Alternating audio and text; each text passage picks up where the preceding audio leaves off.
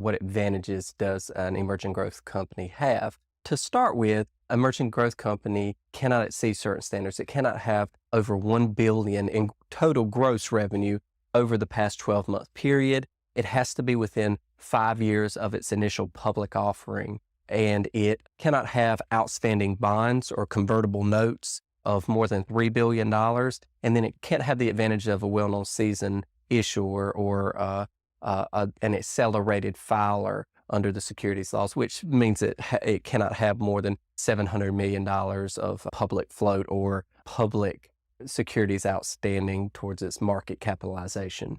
So what does this mean? An emerging growth company has a number of advantages under the securities filing system or regime, notably confidentiality in its interactions with the SEC. Prior to even filing the S-1 or the registration statement that it's required to file before the public offering, it can communicate with the SEC. It can send in an early prospectus without disclosing that to the public in preparation for a filing. So again, it can get feedback from the SEC and have a statutorily compliant prospectus prior to actually filing the S-1.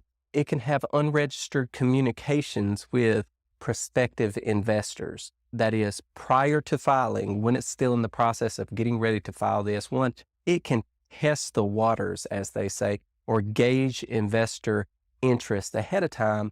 It helps them understand whether to go through with the IPO process at this point. It gets exemptions from some of the primary requirements of the SEC, particularly those prescribed by Sarbanes-Oxley. The audited financial statement requirement is relaxed. It's no longer 3 years of audited financial statements, it's 2 years. It's exempt from some of the requirements of the Public Company Accounting Oversight Board. Particularly, there's no say on pay, there's no limitations there or disclosure requirements for executive compensation. The executives do not have to sign or certify the correctness or accuracy of the disclosure documents. The pre-SOX accounting standards apply, which are less strenuous. Other public companies are required to rotate their external auditor every year. But if you fall within the emerging growth company status, you can avoid that requirement again,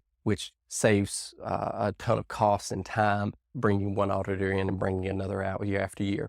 So anyway, these are some of the primary advantages of being an emerging growth company. And given the parameters, most companies outside the, say, Fortune 1000 might qualify in many ways for this as long as they're within their initial 5 years of an IPO.